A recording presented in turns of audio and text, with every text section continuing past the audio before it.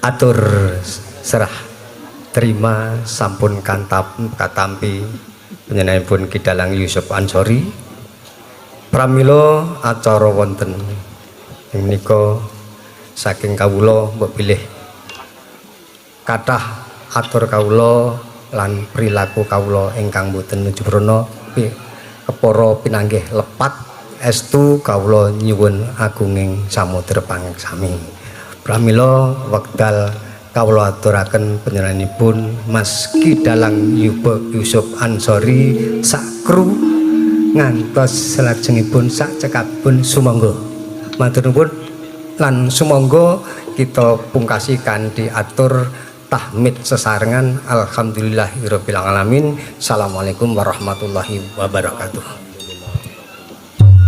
Kamu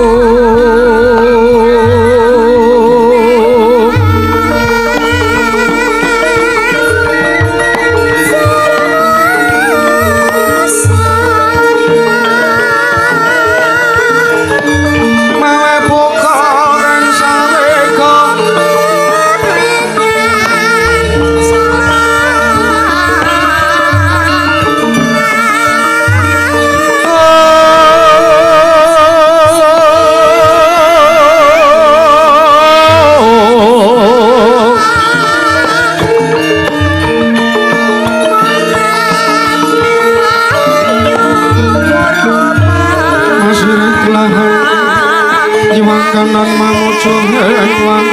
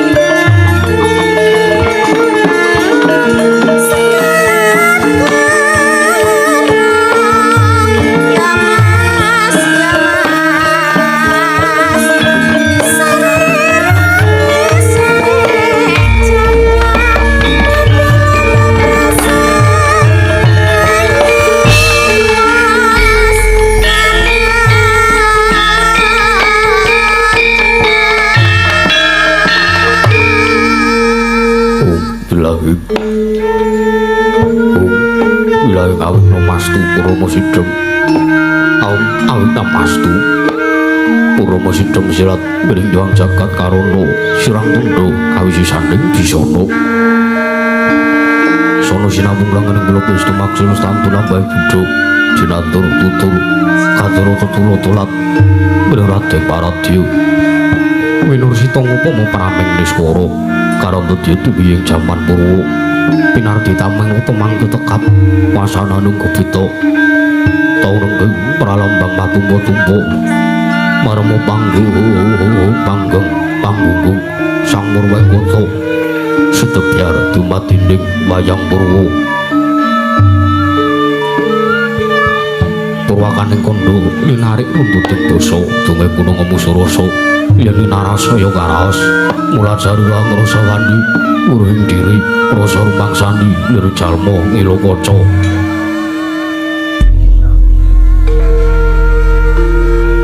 Jaweh wis pirakup cang carita ala badhe wis gemelar jroning pagelaran Dewi Jati amriksane pagelaran inggih Purwa Surya Candra Darum Hyang Kartika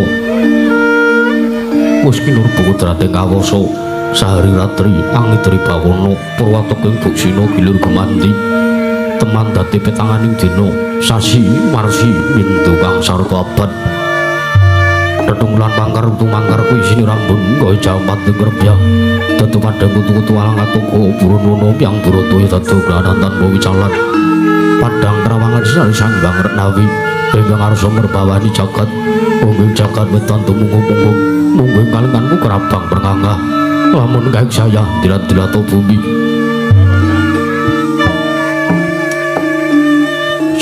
saya tahu sumber pesang jiwa ngarko katon sebel kanan kedeng abang esmu jenar kapur bawan sinari sang jiwa basondo tanam tu katon ijo royo-royo hamangku gunung ingkang biru moyo-moyo pucung gunung mulan ketanu kasih lirik meraban jono lenggat lenggut nganti kaya gunung makuto mego tanpa tawis dangu soleh kamu lotasi dari luar songapo ya buka karo tegal sawayu anglu silur tatana pedoti sampai sendunan sesindenan mikul baru kunde anggiring rojo kayane sama nono pirabagan sumur wangi sang yang marko saya tahu saya inggil was katon melok sinari jagat sergitan papat lor gitulitan gulun sinari jagat kang samyor berdiato rebuti jor berkukuh para datan wonten pengamat dari kekuwung rojo negari Gurwati yang rojo negari Duroko papan coro kinare pambugane kondo sari deng bangke krono negari Gurwati temati saking puluh-puluh pepanjaran sinasapan kaya benawi tirambi ombak samudra binang langun kang tanpa wakut pagating manunggal kapang turuting Cakrawala wane-wane cakreng wisik sampun kira pang jurang kira punggo sirung kinari sing peksi lawet lan sarong buru wonten ugi pasisir antar sasana jembar kebakaning pasir gumelar garis pinggir tanam tuwa ngrembuyu royo-royo karang kitri rowe-rowe ron klopo dewi subur pasitan mawur satengah tinandur mangkar kemangkar kawrihan dadi gunung-gunung beban sing anang rangsang langit lenggak-lenggok lampai toyo wijil saking sendang-sendang ening tirtani iline pinoro poro pelayune tinampi waduk binentung-bentung kinari angeleni sawah yang pategalaning para kesmo mokal panguling tabasan dono bumi sajengkang kengselo sedoti nandranteng pura kabupandeo petari sri angdar masabinan yayaruk besari kang pinangko pratiwi pategalan gopolo wijeng kang ngrembuyu kedhongane ambiyek woe ngonti kaya manglung-mang wiwitane polo kependhem polo kesimpar polo kemantung sadutan kuciwa jinawi pukulan kang maweh kesarasaning diri ingon-ingon aja kaya dewen sansaya ngrembaka lamun siang aglar ing bangunan lamun wanci sarap surya samya mulih marang kandange dewi-dewi tatanana carane kandhang anggen anjing palang lebet tepi saking tindak durjana cuti samya saiyek saeka kapti akere luring nusa bangsa tuwin negari Duraka ono kuwi bangun gunung anggung rinoksa mrih lestari runtumurun ratu merah satu dadi guru-guru kane lingkungan langkung-langkung lamonta tinaliti sampun samya sampeting sesanggeman sepentek bisa ketindasan soy sinan soyo oto winoto anane moman sinamatan toyo tinajan sawiji-wiji mapan sejati janji bahan kang pinuji temah mawujud manunggaling cipta rasa karsa babar karya kenging binasake negaring Durawati nalika semula kimancing marang jaman kecono panjang kunjung pasir pawegara jinawi kemah ripah kartotata turaharja dasar nyargara kang gedhe bore padhang jagati durku setur adu kuncarane turta kasusuring panca praja lah senento wau ingkang asta pusaraning adil bangsa negaring Duraka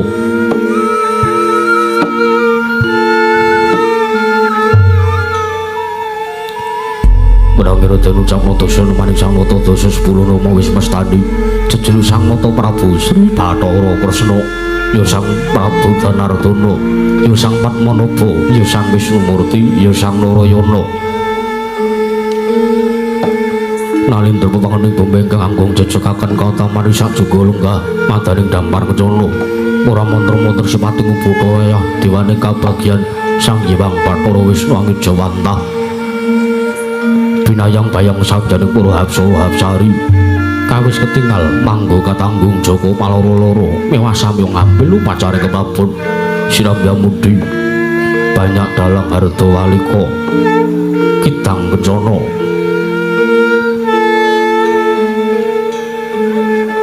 Sanata Prabu Sri Bathara Kresna arsa lenggah madaning dampar kencana nalika semanten kayap dening sang jaring para kadang para senopati para nayaka mewah punggawa yang sampun ketinggal lenggah sumewa wonten ngersaning sang nata nenggih menika tinggal ingkang sowan kadang nata satring garba ruci Senopati negaring Durawati nenggih sang Raden Harya Setyaki ya Raden Tambayuda ya Raden Yuyudana ya Raden Wresniwira ya Raden Bima Kunding ya Raden Singamulanjaya nalika semana sang Raden Harya Setyaki manggaraken mrenggaipun Pati negaring Durawati aran Patih Udawa pidaleming Widara Kandhang pangutas maring Indra nalika semanten sang Prabu Sri Bathara Kresna katingal kodhong penggalihira wondene nyumurupi pasibaning para kawula ingkang samya gandheng masisiran jejel riyel rapat pepet pipit prasasat atupan denggul datanpa selo lakuben sakathing musib benjayang bludak gendera rontek umbul-umbul kegeterangan danu daya munding mungsa labuh payung megar mendhe jamur bareng ing mungsa rendhem tumbaing ngrangap jati ngaraning mungsa katiga parandhem tidem jinemat ing pasewakan negaring Durawati dan kudu tatanan ingkang upah samirana datanu mampah kabyarsa mungsa marane pradonga mewah pangli ing paranggana nalika semana Sidgara murwani pangandika anyar mirawipun sang Begawan During Suka Lima ingkang ngroko mandru sang Prabu Baladewa akane kaget nata Durawati wau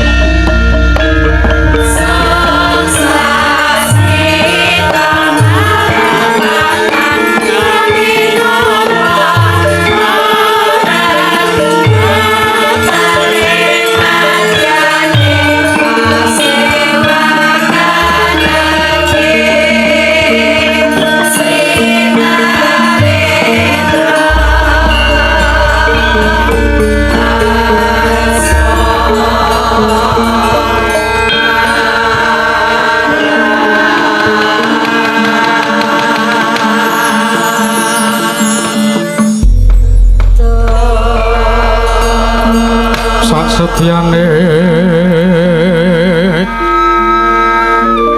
tanpa tatya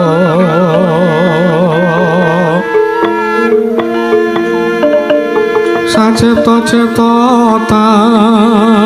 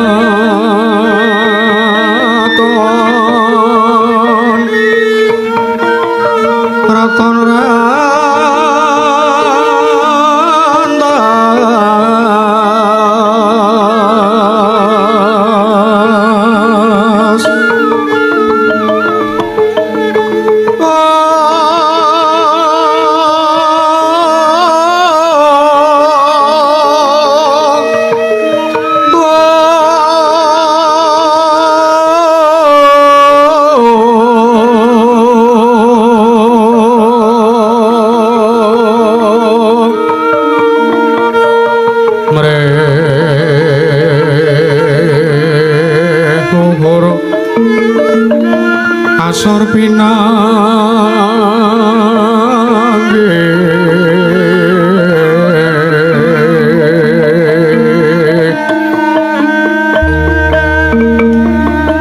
pabentukung nakani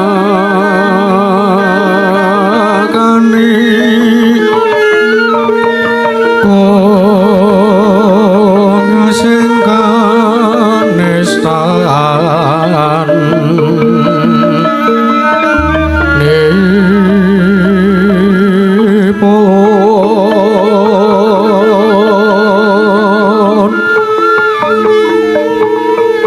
wong agung nisku ngira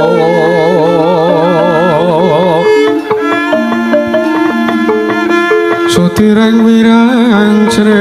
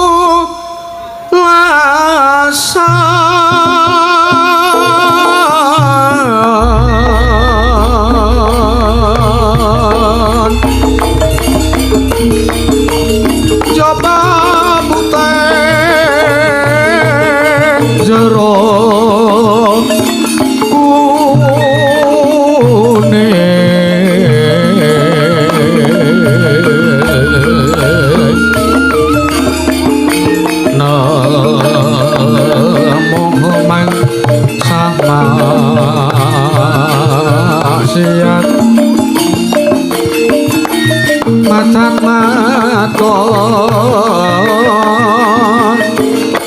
minum main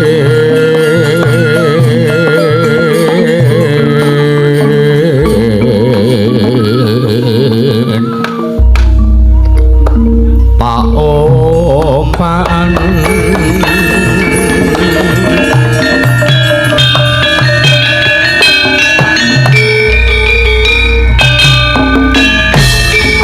kasih hambanteng sorban kentute mamprong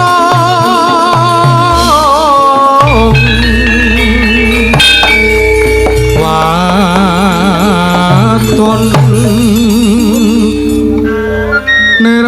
nirwaton niro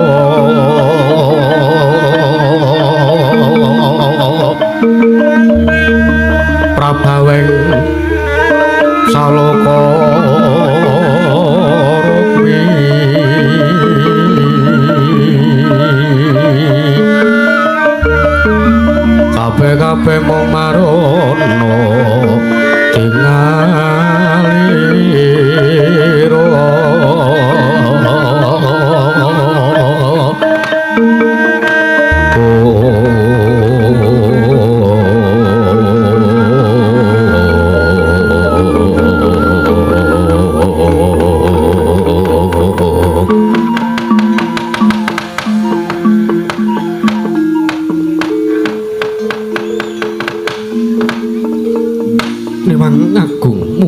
mono marang Raja Negara Dwarawati sak isine niwangsut mono mangadili nuwih ana sasmentaning sun jagat wasisaning Bathara wong bawana langgeng sinunggi datan amrat Kakang Patih Udawa ayo ndadake kaget pekenira Kakang Patih Udawa ing Widara Kandhang nggone sira ingsun wijana ngarsaning manira Kakang Patih Udawa baunuk-unuk mriki diwaji semban kula penganyuman kula Madyapada Pratindlahan sinuwun Prabu Sri Bathara Kresna wonten sabda paduka miji dumateng ingkang abdi kepatihan pun Patih Udawa sinuwun kepareng ingkang abdi kepatihan anyadong dawuh timbalan paduka kemarasuwan wonten ngarsa jengandika sinuwun Prabu Sri Bathara Kresna sinuwun Durawati ya Kakang Patih Udawa kadipanan nggon sira ingsun percaya minangka dadi batal wakil ingsun pranata tata rakiteng kaprajan negara Dwarawati marata diaturna kelawan panjenengan ingsun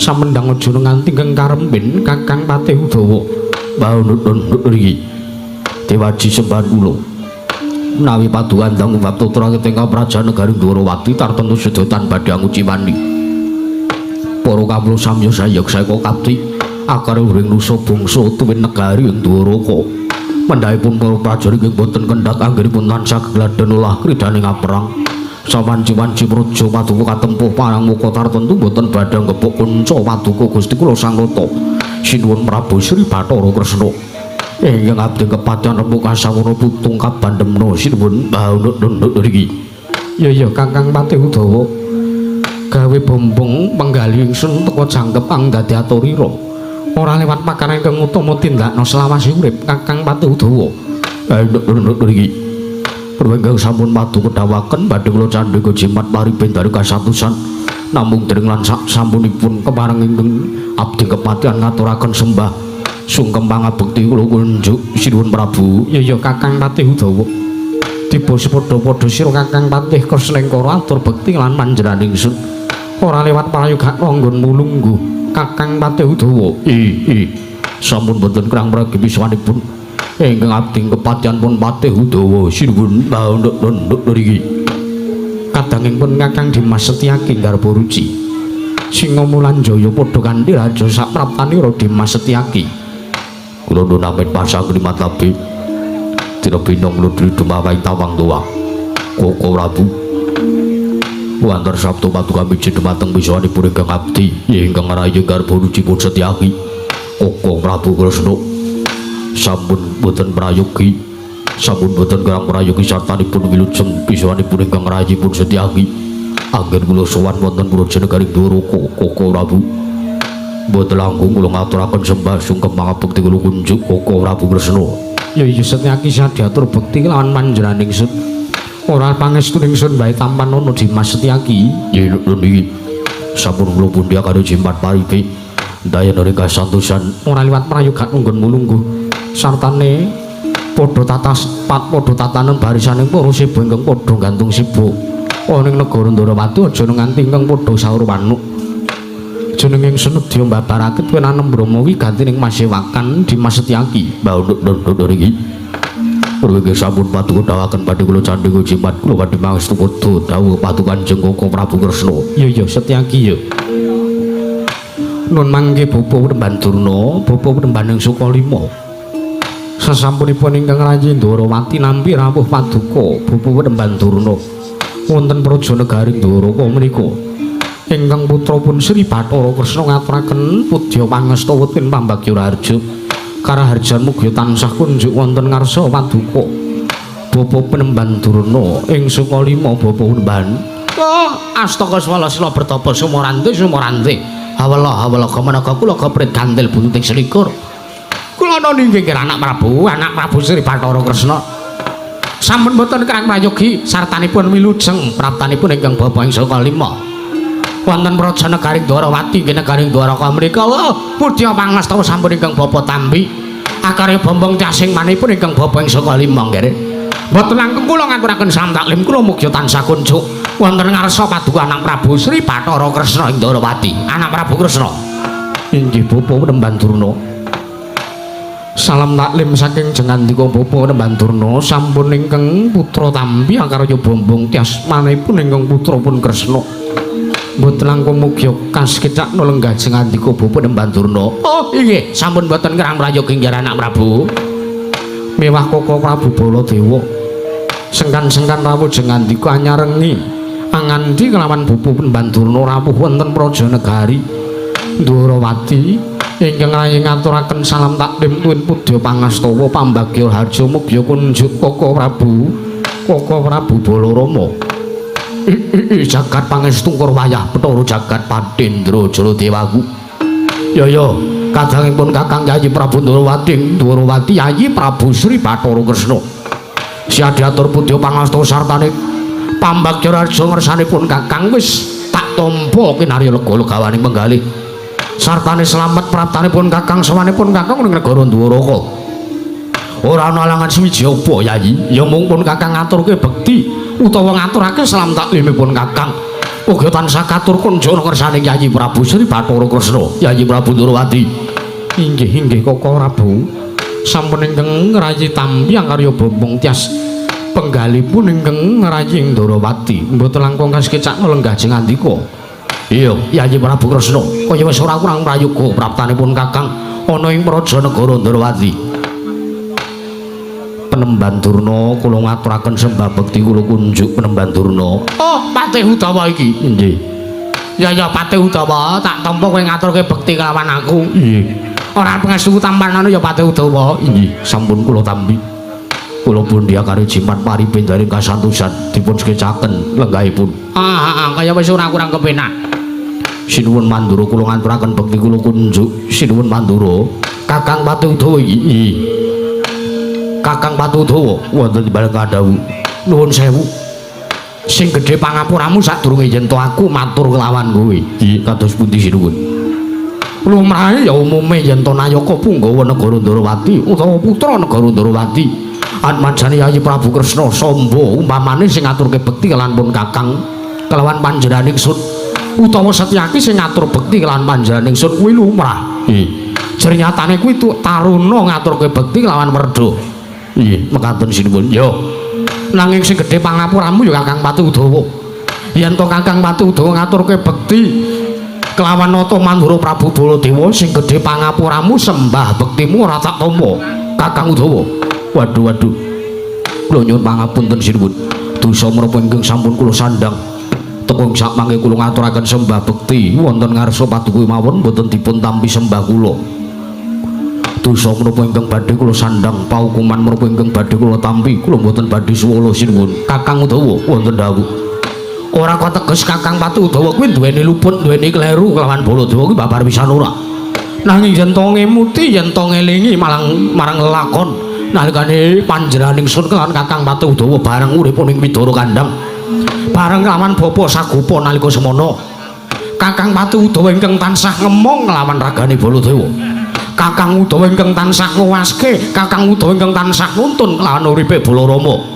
Kakang Udawa ingkang tansah benerke marang pakartine Kakrasana toh tinemune Kakang Patih Udawa kuwi tinemune Werda yen to Baladewa munut luwih taruna timbang Kakang Patih Udawa mula saru dinu yen to dipriksani piyayi kathah ning atase patih luwih tuwa karo ratu ngaturke sembah marang ratu sing tinemune adine dhewe ya kadang tarunane dhewe mula kang saka kuwi Kakang Patih Udawa tak jaluk kanthi legawa atimu sembahku tampanen tak jaluk pangestumu Kakang Udawa waduh walat menapa ingkang samangke badhe kula sandhang sinuwun wonten kula wantun nampi sembah paduka ora ternyatane aku klebu ngaturke panuwun kelawan Kakang Patih Udawa mergo kawe cilik aku dimong digolo mentah dening wong atuamu ya bapa Sagopa sartane Kakang Udawa melu benerke marang pakartine Baladewa sembahku tampanen Kakang Udawa waduh iya sinuwun dawah sami-sami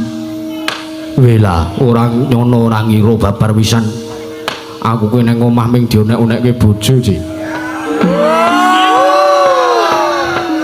Mergo hobiku ming mancing. Karo bojoku dionek-onekke wong kok gaweane mancing terus. Wong iki nek mancing ora bakal iso maju. Kakang Udawa wonten dawuh sinuwun. Wong mancing kuwi ora bakal iso maju sesawase urip. Liripun kados pundi? Nek maju ya kecemplung. Wah, nggih. Genah. Koko Prabu, piye, Yai? Manjaran menika tesih sonten kok karepe ming arep ndagel wae. Ndagel men mboten lucu coba.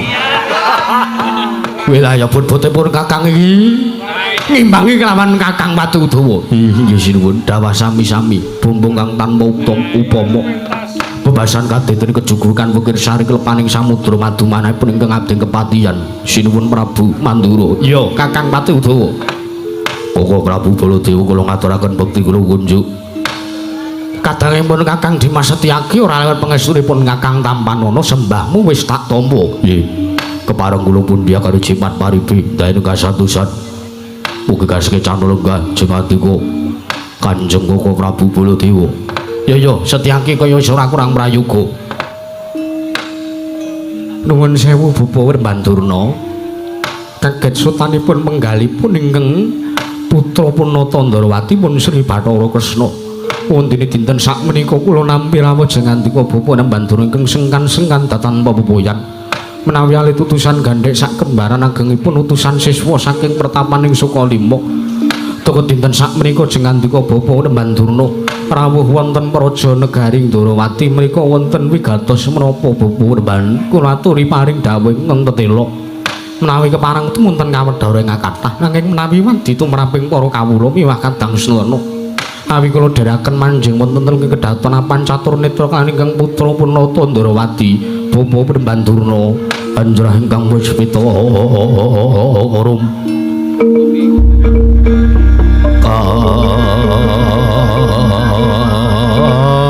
silirek samirana mre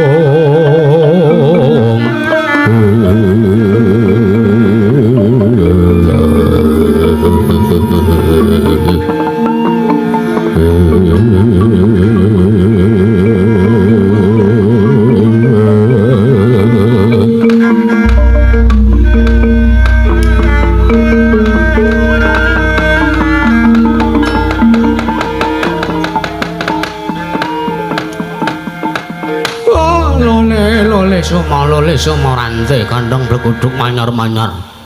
Kula nuwun sewu anak Prabu, anggen kula sowan ngadhep wonten ngarsa paduka anak Prabu Sri Bathara Kresna menika kula sowan wonten mriki menika dipun tampi kanthi srana ingkang becik, kula dipun sugata kanthi sae anggen kula sowan wonten ing negari Ndarawati menika.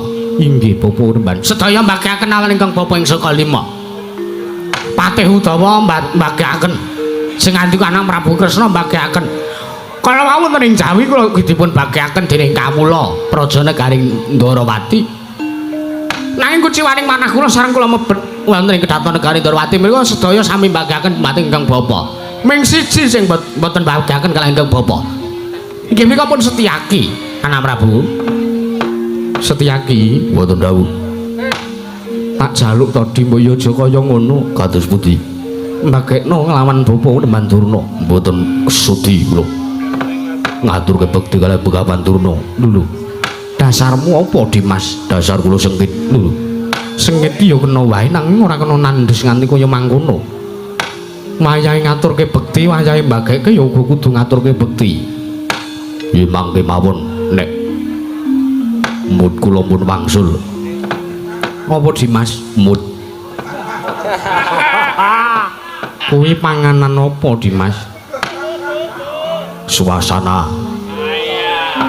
ati kula mriku nembe boten rena lho jalarane kula kawit kula wau sonten ngempet ajeng ducal barang mampu nanging kuwi samriki dereng wonten papan pandrikan lho ya wis ora dadi ngompo prayogatno Dimas sampun boten kurang kepenak kula aturi nglajengaken dawuh pangandika paduka Bapa Demban Durna oh inggih matur sembah nuwun mboten napa-napa Anak Prabu Setyaki mboten ngaturaken bekti kalih ingkang Bapa ing Sukalima Setyaki mboten mbagahaken kalih ingkang Bapa ing Sukalima niku mboten dados menapa ingkang bahkan kula saged sapet jagong kula saged nampi dawuhipun Anak Prabu Sri Bathara Kresna ing Ndarawati inggih Bapa Demban kula aturi paring dawuh menggah wigatosipun menapa Bapa Demban oh kula nuwun sewu Anak Prabu kula nuwun sewu ingkang sepisan sowan kula badhe ngaturaken sebasiti sekul binunteling ron klapa apuren tampa bile wonten lepatipun ingkang Bapa ing Sukalima mangken kula badhe mujatur wonten ngarsa paduka Anak Prabu Sri Bathara Kresna inggih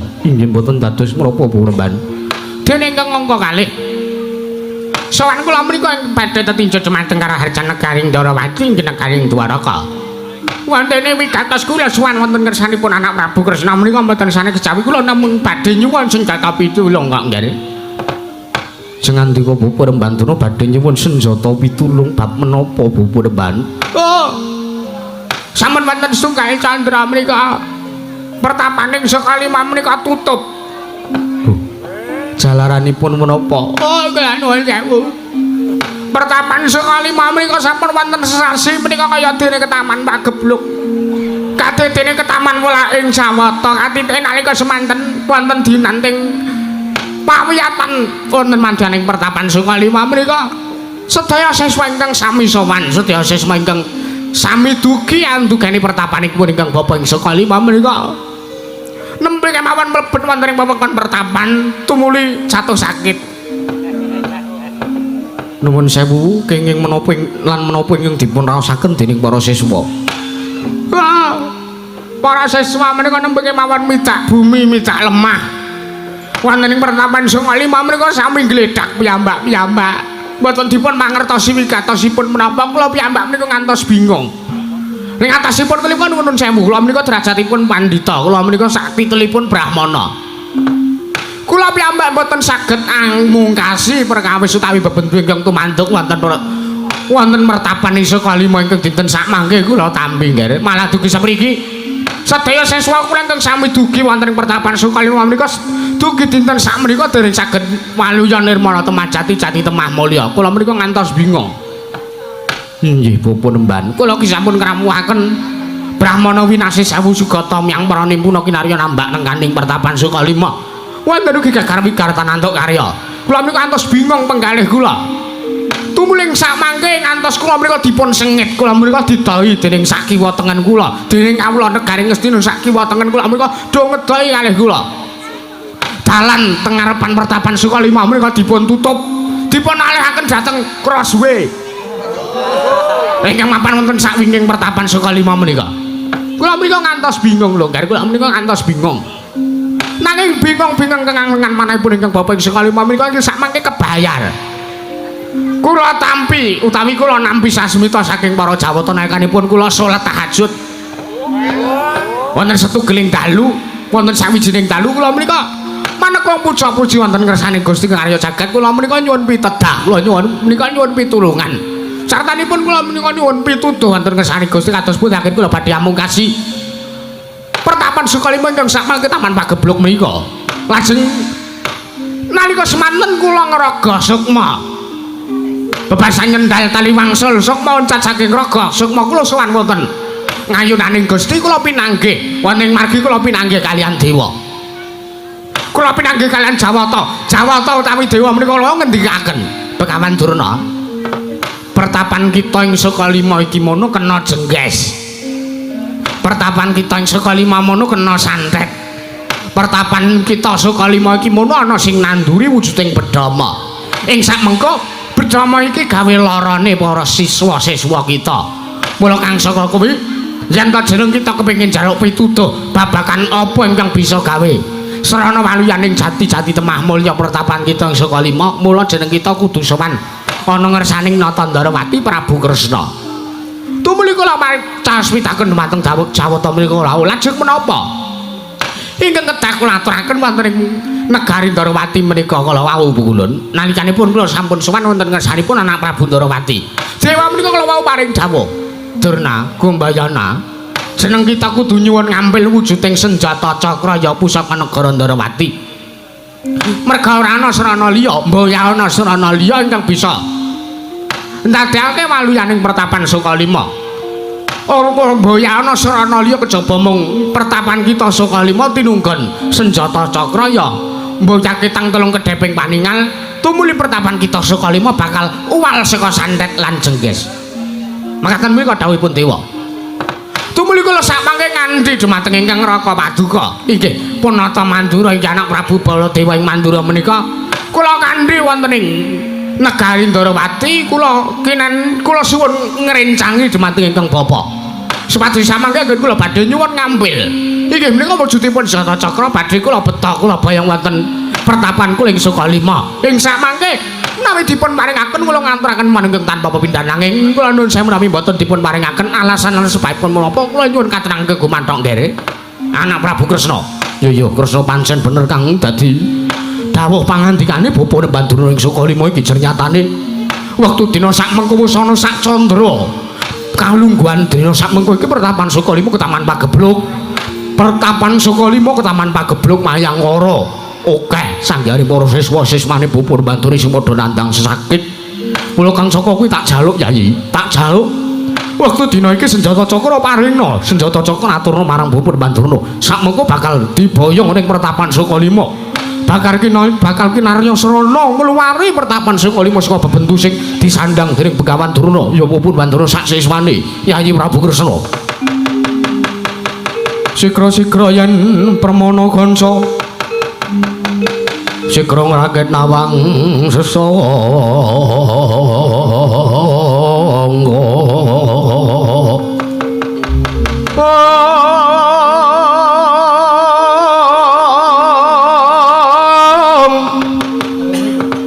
Nalendra mbek marwa sing sanggatre gumulung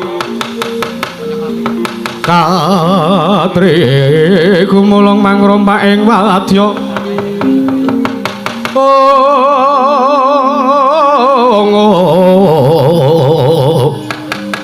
Portokro reka kiri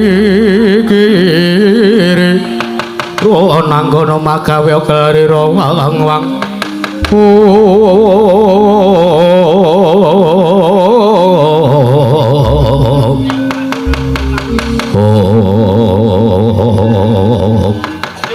Matur ingkang wontenan murja negari Ndarawati aku semanten dados sidhem datanono kawula ingkang sampeyan nyabuwu nah aku semanten dados datan musbah datan musik jegegrek Natandrawati Sang Prabu Sri Bathara Kresna sareng nampi pangandikanipun Pandhita Sukalima Sang Tapa Begawan Durna nalika semanten dadosaken kanyut minangka warju kanut tujare wong inang warju jare makeca minangka durung abang durung manding itu dasare pertolo kasaru gegen coba yang arsa takepingur kepasiban bunuhamu apa to kang dadi darunane para macan pun gajah gemedhot saka pandreg jawi ampung sawanipun satring ngerandu gembala nenggih Sang Bambang Antasena akare kagat kang samya mulat Pantun minggah mataning datulya prajana kaling dewatir pepeh pindha sata metana kaku kagiat sagya kula kawula.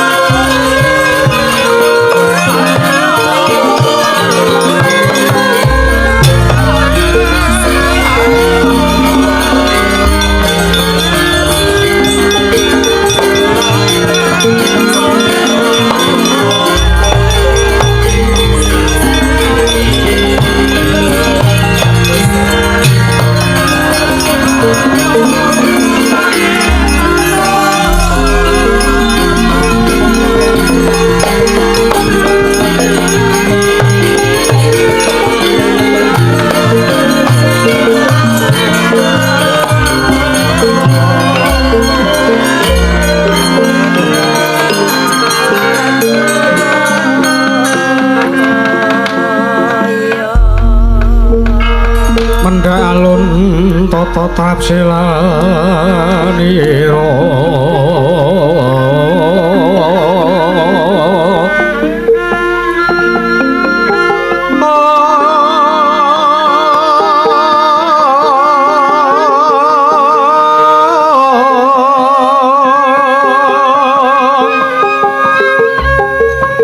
ngajamek nastaniro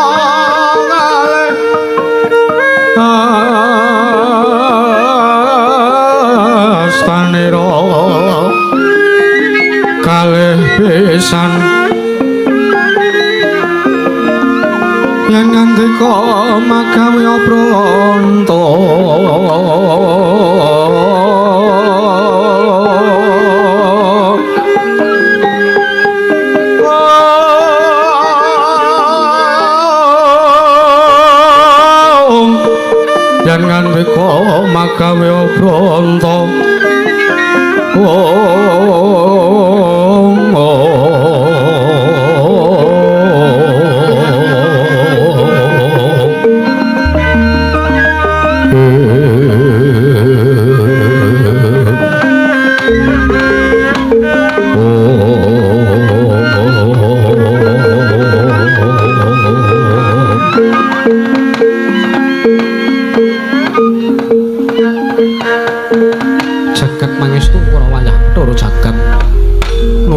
Pupu Remban Durna, pupu rembaning Sukalima.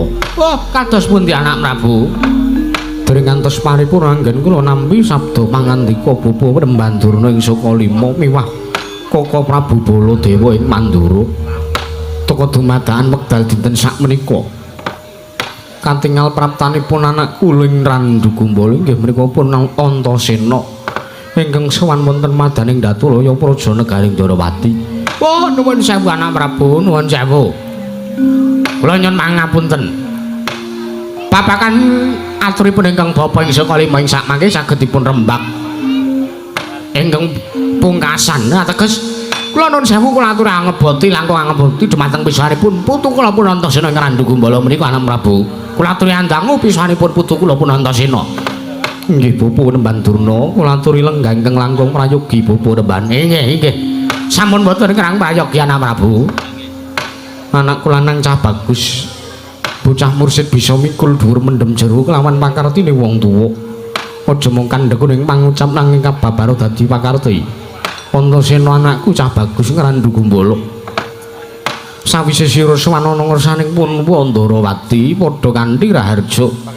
Sartane padha kanthi slamet sak tekamu Antasena anakku cah bagus. Kula nuwun Pakde. Iya, Antasena iya. Sing gedhe pangapuramu yen to aku wani munggah ning Datulaya Praja Negara Ndarawati.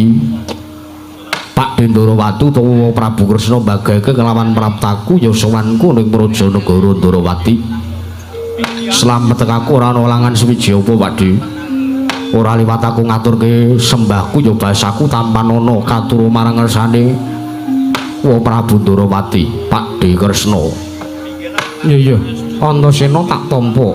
Ora lewat pangestuku tanpa ana Antasena. Ya, tak gegem dadake jimat di. Ora lewat prayoga nunggon mulunggo Antasena, ya kaya wis ora kurang kepenak. Oh, Antasena kowe sowan ning negara Ndarawati le. Lho, iki kaya suarane Yang Durna. Heeh, ya bener pancen keparan nyata.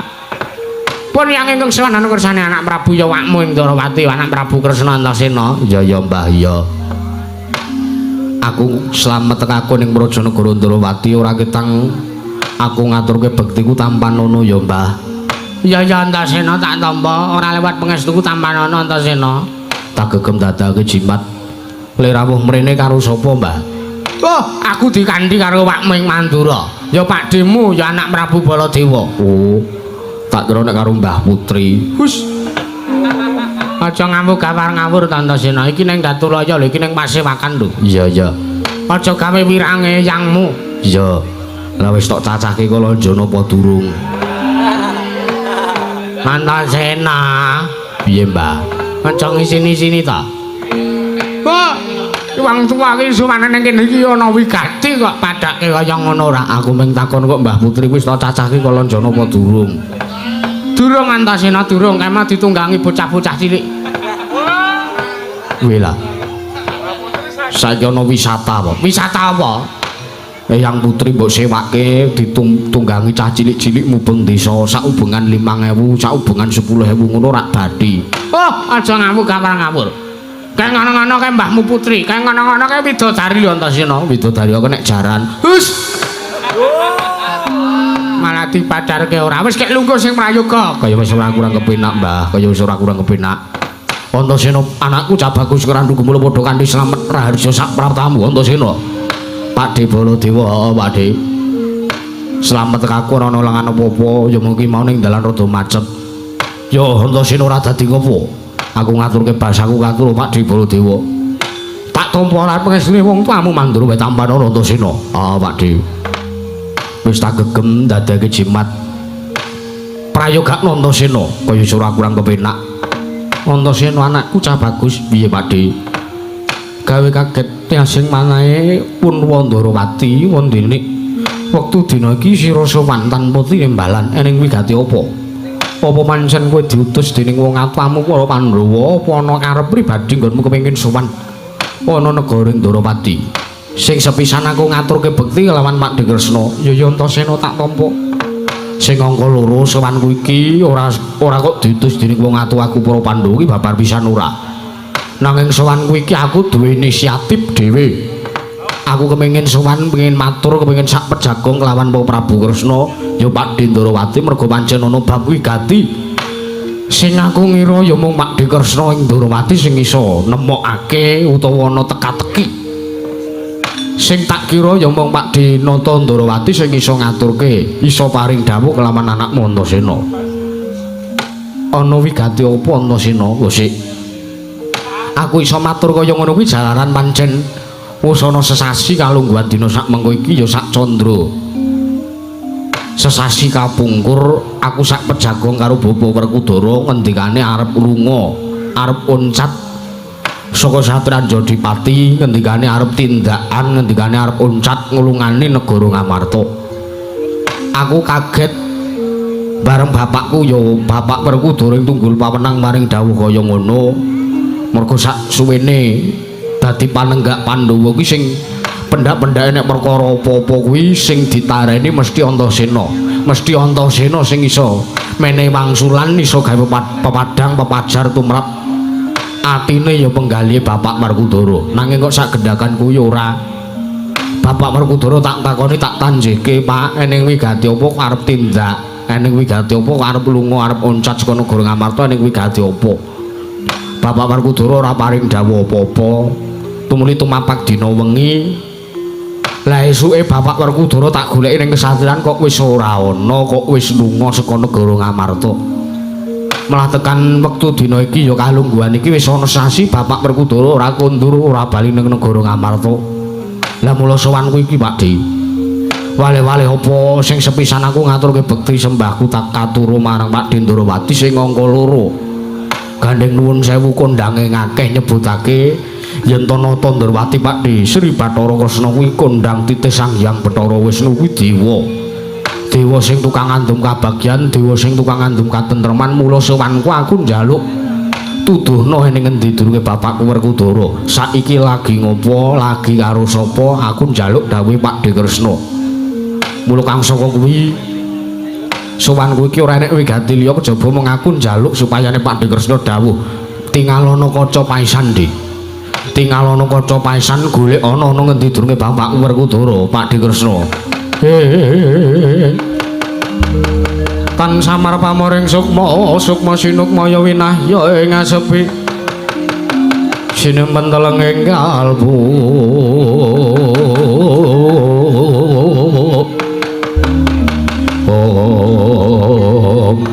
Jagat pangestu wayapta jagat Antasena piye Pakdi? Sing gedhe pangapuramu ya ento wektu dina iki aku njaluk karo kowe. Njaluk apa? Eneng perkara apa? Antasena aku tak takon karo kowe piye? Kondange wong akeh iki pancen bener, Pak Ming Ndorowati iki pancen nyata titih Sang Hyang Bathara Wisnu. Ya pancen ngono. Ning aku njaluk pangapura ya Antasena sak gendakan wektu dina iki aku ora bisa menehi tetulung nglawan kowe. Sese. Kok sampean dawuhne sampean ora iso nulungi karo Antasena sebabe apa? Merga wektu dina iki lagi peteng penggali wong atuwamu Ndorowati. Merga wektu dina iki negara Ndorowati lagi taman pepeteng. Se. Aku tak takon. Tak lurusne, Dik. Aku sampean iso paring dawuh nek negara Ndorowati lagi taman pepeteng ki apa trapone jeblok apa? Negara Ndorowati ya ora mati lampu, negara Ndorowati ora mati listrik. Aku tekan kene padang ketok kencar-kencar negara Ndorowati kok sampean iso ngendika nek negara Ndorowati lagi peteng kahanane iki. Antasena piye? Kosik to. Aja mbok ulu, aja mbok pangan mentah-mentah. Ngendikane wakmu Ndorowati iki lho. Eneng apa Pakdi? Sawangen jare kekondange akeh nyebutake jare Antasena ki arep drogak-drogok ora iso basa, ora iso tata krama sartane ora iso ndodhok kuwi. Ning pinter wasis duweni paningal batin. Coba to sawangen. Sawangen wengakno paningal batinmu. Sapa to janjane sing ndadekake pepeteng tumrap negara Ndorowati iki perkara apa? Aku njaluk karo kowe Antasena. Kati gumrung mangrembak kutuk rore kagiri Oh ya ya ya. Aku wis dong saiki Pakde. Piye Antasena pancen bener. Tak sawang kanan negara Ndorowati lah kok teko pancen ana pepeteng sing nyebabake negara Ndorowati ya sing nyebabke penggali Pakde Kresna ora rena penggali. Lah ya ora ya padha karo sing tak rasake Antasena. Iya. Jajal aku tak takon nek nyata pancen kowe iki cah pinter. Nek nyata pancen kowe iki cah pinter. Kowe iso nyawang kahanan negara Ndorowati lah kok teko kowe dadi ora iso nyawang kahanane bapakmu ana ngendi? Lah kok teko dadi kowe iso nyawang iso mbukak paningal batinmu nyawangi kelawan rasa ya penggali wong atuamu Ndorowati ning kowe ora iso goleki bapakmu durunge ana ngendi. Malah kowe njaluk tulung, kowe njaluk priksa kelawan aku. Coba to. Nek ngono apa mung kapinterane Antasena kuwi mung kandheka ning pangucap nanging ora kababar dadi pakarti. Sik. Nek iki aku tak takon, saurunge neruske rembug babagan petenge negara Ndorowati aku tak takon karo sampean. Kowe arep takon apa? Ngendikane Pakde Darmakusuma kuwi Pandhawa karo Nata Ndorowati iki ngibarat kereta jaran sak kusire. Kereta jaran kuwi Pandhawa, kusire kuwi Pakde Kresna ya Siwa Ndorowati. Lagi aku tak takon sing dadi pujanggane Pandhawa kuwi sapa? Lho mesti wae punwamu ya makmu Ndorowati. Lah saiki aku tak takon. Kadang woncat ya bapakku Werkudara ki panenggak Pandhawa kuwi perangane Pandhawa. Kadangmu lunga saka negara Ngamarta kok sampean meneng wae malah ngakon golek karo Antasena. Monggo nuwun sewu. Pandhawa ki yen ora ditunggoni karo wong atuwaku ya karo bapakku Werkudara. Sesuk iki kipase mbok dipateni wae. Aku dikepeti wae engko nek pulen malah. Aku sekut dadi negara Ngamarta Pandhawa kelangan karo bapakku Werkudara ki padha karo pepes Bayu Kang Tapis. Pandhawa ora duweni daya apa-apa meneh. Sampeyan lah kok teko malah njaluk tulung karo aku, sampean malah takon karo aku, malah saja aku mbok pojokke, malah saja aku mbok cucuk. Malah kok nyawang kanan negara Ndorowati aku ki ra iso nek kon golek bapakku ning ngendi aku ki ra iso. Antasena piye, Dik? Sing baku ngene. Tinimbangane kowe muring-muring karo aku saguh golek ana ngendi durunge bapakmu. Lah ngono wae ra rampung. Nanging aku njaluk Antasena. Aku saguh goleki bapakmu ana ngendi dununge, waten pepeteng sing ana negara Ndorowati iki iso mok singkirke. Asale saka apa? Lan sing nyababake negara Ndorowati kanane dadi peteng iki apa aku tak pasrahke nglawanku ya Antasena. Oh iya, ya nek ngono aku tak njaluk dipali lae Pakde Kresna. Iya. Eneng kene iki rak lenggah. Ya dayoh ya tamu. Sing lenggah ning negara Ndorowati iki eneng Eyang Durna. Iya Antasena ya. Ha. Tak aturane kon maju, tak takonane babakan wigatine apa, tak tanjihne, tak damune, tak genahke. Rawuhe ning kene kon ngopo? Ya tak sumanggahke Antasena. Pandhita kang kinarya wangsit pindha kombang. Pindha kombang ngajaping tawa.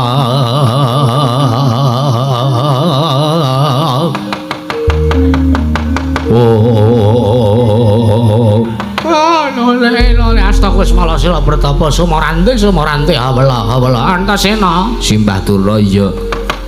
Oh kowe sing nimbali karo eyangmu saka lima ning wigati apa Antasena kok Simbah? Sing gedhe pangapuramu yen to aku wani ngaturi Simbah Durna maju rawuhe ning kene. Ora dadi ngapa? Ning apa? Aku arep takon karo sampean. Aku arep takon karo sampean babagan sampean ki rawuh ning negara Ndorowati wigatine apa? Oh. Sing sepisan ngene ya Antasena, sing sepisan ngene. Aku sowane ning negara Ndorowati ki tetinju marang kanan praja negara Ndorowati. Heeh. Dungkam mangka loro aku njaluk senjata pitulung karo anak Prabu Kresna ya wakmu. Iya, Mbah. Aku njaluk tulung merga dina sak mengkon pertapanku ya pertapane Eyangmu saka lima iki lagi ke Taman Pagebluk. Ke Taman Pagebluk itu tegese piye? Oh, Antasena kowe ora ngerti kahanane apa kepiye ta Le? Nalika semana saji kapungkur sak candra kepungkur kalungguhan dina sak mengko iki. pun meyangmu ya aku ki nganake pawiyatan agung ana ning Pertapan Sukalima. Nanging dumadakan ora kanthi kanyono-nyono. Kabeh para siswa kok padha ketaman loron nalikane midak bumi ana ning Pertapan Sukalima. Kuwi ndadekake runtik, ndadekake sunggawane sedhiye penggalih Eyang Sukalima. Aku tak takon. Lah kok dadi kanan Pertapan Sukalima iso geger dadi wingit kaya ngono ki sebabe apa? Kose Yantasena tak terusne. Pun Eyange nganti bingung kepiye nggonku bakal mungkasi bebentuk ingkang dirasake dening para siswa Sukalima nganti semono aku ngraga sukma manekung puja-puji ana ngersane Gusti. Aku ketemu karo dewa. Iya. Dewane paring dawuh apa, Mbah? Dewane paring dawuh kelawan pun Eyang. Yen to Pertapan Sukalima tangeh lamun bisa kelakon walu ya nirmal temah jati-jati temah mulya yen to ora tinunggon senjata cakra pusaka negara Ndrawati. Mangka nuwun sewu sing kagungan pusaka senjata cakra ki ya mung anak Prabu Kresna. Mula sowanku iki aku arep nyuwun ngambil karo anak Prabu Kresna, nyuwun ngambil wujude senjata cakra arep tak bawa ning Pertapan Sukalima. Ya mong kuwi wigati ki Antasena. Oh, ngono, Mbah. Iya. Aku wis dong karo dawuh Simbah Durna. Iya Antasena, iya. Ning rasaku kok ganjel, Mbah. Ganjel piye? Coba aku tak takon. Heeh. Jroning sampean ngraga sukma nyendal tali wangsul sukma ncat Sekaraga jare ngendikane ketemu dewa. Heeh, dewa. Methoke kelawan Eyangmu. Iya. Saiki aku tak takon senjata cakra kuwi kagungane Siwa Ndrawati, kagungane Pak De Kresna. Kuwi ora iso ncat, saka negara Ndrawati, ora iso uwal saka regemane Prabu Kresna. Lah kok sampean dadi teko nyuwun ngambil iki rak ganjel to. Sing siji sampean maring dawuh nek ketemu dewa. Lah dewane kuwi sing ora cetha. Aku tak takon kuwi dewane pepak wisike sapa, dewa jenenge sapa, kayangane ngendi? Nek babakan dewane jenenge sapa, saka kayangan ngendi? Aku ora kenalan Antasena.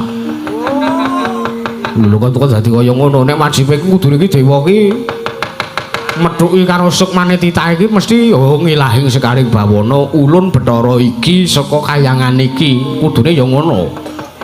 Kok gegek sing methuki sampean iki ming jin, Mbah. Aja ngawur gawar-ngawur Antasena, wong cetha dawuhe dewa kuwi mau nganggo ulun nganggo kita kaya. Oh, sing bakku aku sowan ngersane anak Prabu Ndrawati iki aku ora arep pengen omongan karo kowe, aku ora arep njaluk igo pertikelmu, aku mau njaluk dawuhe anak Prabu Kresna. Sik, ning iki kudu tak luruske, iki kudu tak genahke. Mergo nalikane aku mbuka paningal batinku ki sing dadi pepeteng negara Ndrawati ki dudu kok sapa-sapa nanging dayoh loro sing tekan negara Ndrawati.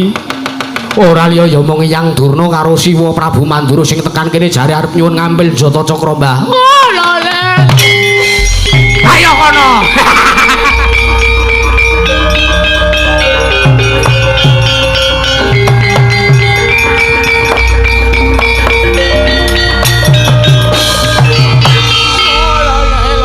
Wis malasena pratapa sumarante hawala. Oh, Antasena. Lah kok teko dadi kemlewat ucamu. Wah, ning atas aku suwane ning negara Ndrawati ki suwan apik-apik, aku ki ora arep golek memungsuhan. Lah kok kowe teko ngarani karo aku. Antasena, wong tuwa ki ora sandadak mok tuting-tuting, ora sambak colok-colok mripate.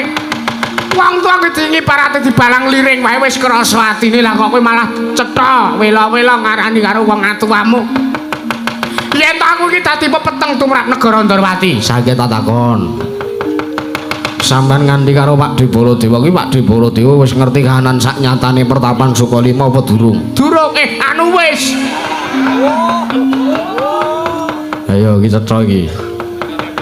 Durung apa wis sing genah? Wis Antasena wis. Lah saya aku nek ngono tak takon karo Pak Debala Dewa. Pak Debala Dewa, piye Antasena? Aku arep takon karo sampean. Piye? Sampean jarine Pertapan Sukalima geger iki tenan apa ora?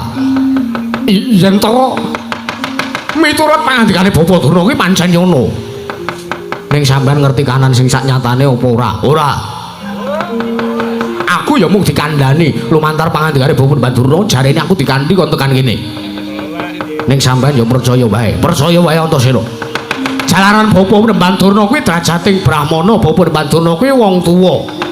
Mesti pendak-pendak dawuhe, pendak-pendak gunemane kuwi kudu dipercaya lan malati Antasena. Oh ngono. Ya. Nek ngono sampean nek mengko senjata cakra ora diparingi karo Eyang Durna sampean trima apa ora? Mestine wae pun wong Mandura ora nrimake jalaran. Pertapan Sukalima kuwi taman pagebluk lha kok Yayi Prabu Kresna ora menehi senjata pitulung karo Bapak Bandurna. Ye sik, engko sik sampean meneng sik. Aku tak guneman karo Eyang Durna. Mbah, piye Antasena? Nek umpamane, Mbah, piye? Senjata cakra ora diparingi karo sampean piye? Lho. Mesti wae aku ngruda paripeksa karo anak Prabu Kresna. Ceritane Antasena ngene.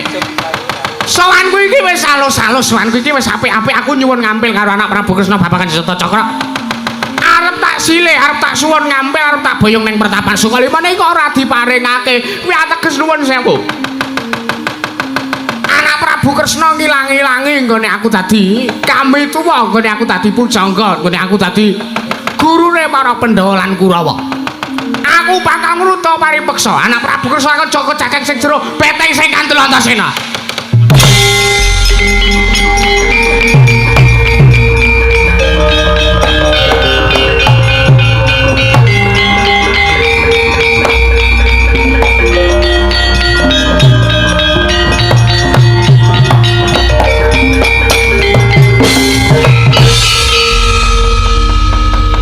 Panus maning jajal lanat sukertaning bawune iblis lanat Begawan Durna. Setyaki kowe ngapa kowe?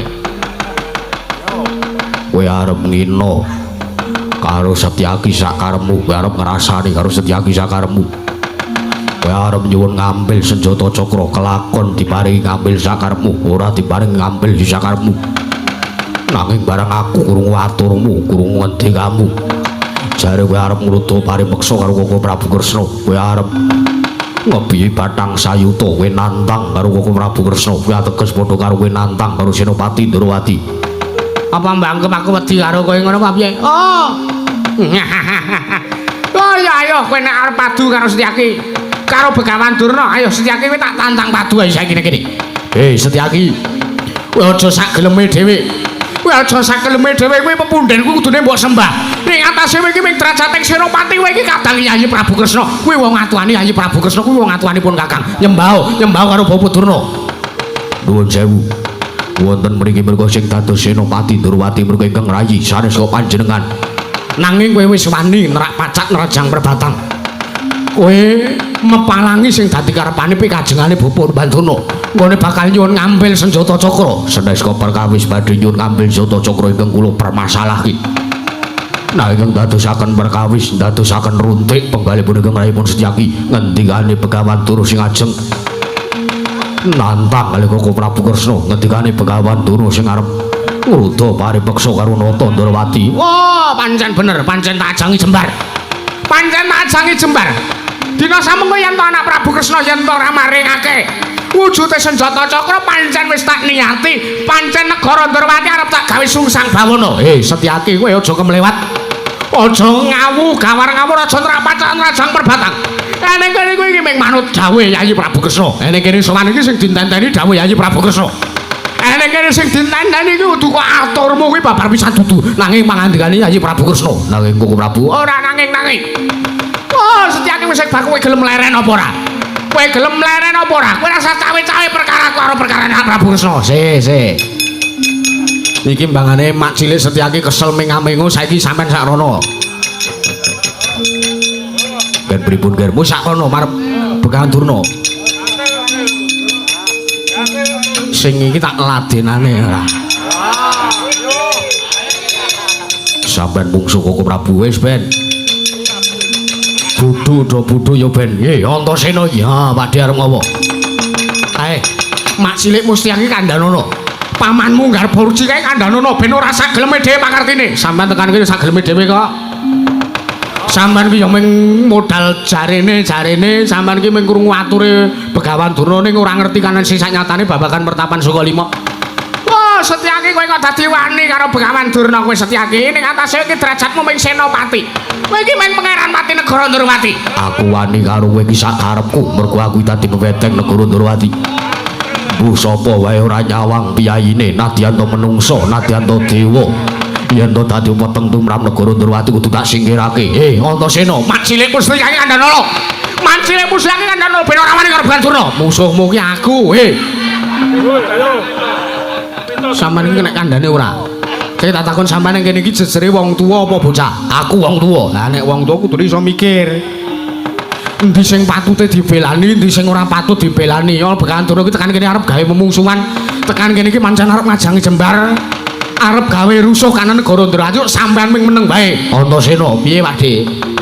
Aku iki dadi dutane Bapa Mbah Durna. Aku iki diganti tekan kene iki kon ngancani Bapa Durna. Aku ora sudi yen kon belani Setyaki. Mergo Setyaki nadato kadangku dhewe. Nanging dheweke wis wani nerak pacak rajang perbatang. Wani nungkak krama karo Bapa Mbah Durna. Ayo saiki nek kene. Dudu nek kene papan neter katigdayan. Ayo tajangi jembar. Nek pancen Begawan Durna arep nantang karo Koko Prabu Kresna, padangane wani, petengane opo meneh. Wah, lole. Setyaki kowe ngawur gawar-ngawur kowe nerapacak mlewat ucapmu.